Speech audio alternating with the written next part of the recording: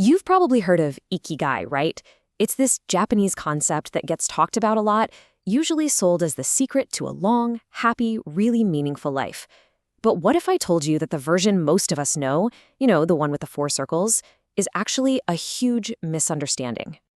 All right, so to really get to the bottom of this, let's forget about any complex diagrams for a second. Instead, I want to start with a really simple personal question. No, seriously, think about it for a second. What is it for you? Is it your kids? A project you're just dying to get back to? Or maybe, it's just the simple thought of that first perfect cup of coffee. That feeling, that very idea, that is the heart of Ikigai. It's your reason for being. Now, if you've ever Googled Ikigai, I guarantee you've seen this diagram. It's everywhere. Four circles all overlapping. What you love, what you're good at, what the world needs, and what you can get paid for. And that little sweet spot right in the middle? Well, that's supposed to be your Ikigai. It looks so neat, so tidy, but there's a huge problem with it. And this is where the story takes a really sharp turn. Because it turns out that this image, the one that's become the global symbol for Ikigai, well, it has pretty much nothing to do with the original Japanese concept at all. Let me just be super clear about this. That popular Venn diagram, it is not the Japanese concept of Ikigai. It never was. I mean, if you showed this chart to most people in Japan, they'd probably just be confused. So where on earth did it come from? Well, its real origin comes from a Spanish author, Andres Zuzanaga, who created it way back in 2011. And he didn't call it Ikigai. He called it the purpose Venn diagram. And it was a tool, a framework to help people find their purpose, especially in their careers. It's a great idea for sure, but it was always about purpose, not Ikigai.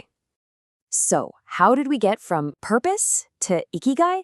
Well, it's a classic internet story. In 2014, a blogger named Mark Wynn saw a TED Talk that got him thinking. He stumbled upon Zuzunaga's diagram, and he just replaced the word purpose with Ikigai and hit publish. The post went completely viral. And just like that, a myth was born. As he even said himself, he just changed one single word and created a global meme. Okay, so if the famous diagram is wrong, then what is the real Ikigai? Well, this is where it gets so much more interesting. The authentic Japanese idea is way more accessible, it's more subtle, and honestly, it's a lot more beautiful. Let's just compare them side by side for a second. The Western idea, that diagram, puts all this pressure on us to find one single grand mission that, also has to pay the bills. The Japanese reality, it's totally different. Your Ikigai doesn't have to make you a single penny. It doesn't have to save the world. And you don't even have to be a master at it. It's all about the feeling of growth and just collecting these small, wonderful, meaningful moments.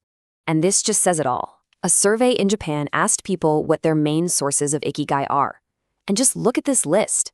Eating good food, listening to music, hanging out with your family or your pets. These aren't some lofty world-changing goals, right? They're the small, real joys that make life feel worth living, day in and day out. To really wrap our heads around this, we can look to Mieko Kamiya, a psychiatrist who's basically known as the mother of Ikigai psychology. She explained that it's two things at once.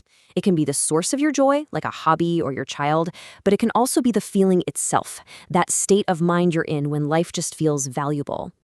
But here's the really cool part. This authentic idea of Ikigai, it's not just a nice, warm, fuzzy feeling. It turns out it has profound, scientifically proven health benefits. Yeah, study after study has shown this powerful link. Research published in the Journal of Healthcare and Research flat out says that Ikigai is a key predictor of our mental and our physical health. So this isn't just about feeling good, it's about actually being well. Let's look at the actual numbers for a second. Studies have found that having a sense of Ikigai can account for more than 16% of the difference in a person's well-being and a whopping 19% for depression. That is a huge impact.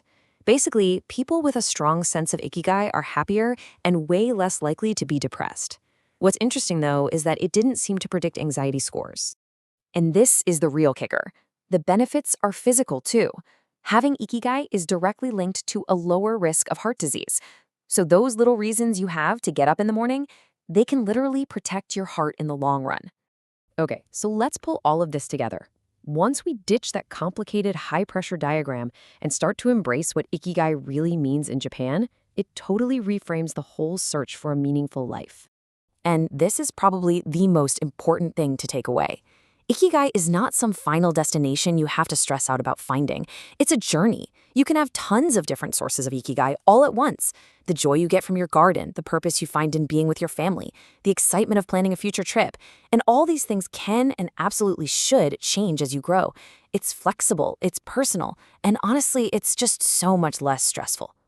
So, I'm going to end by asking you that same question from the beginning, but with this totally new perspective. This isn't about finding one single perfect sweet spot in a diagram. It's about opening your eyes and recognizing the small joys, the connections, the simple pleasures that are probably already in your life right now. So, what are those things, big or small, that truly make your life feel worth living?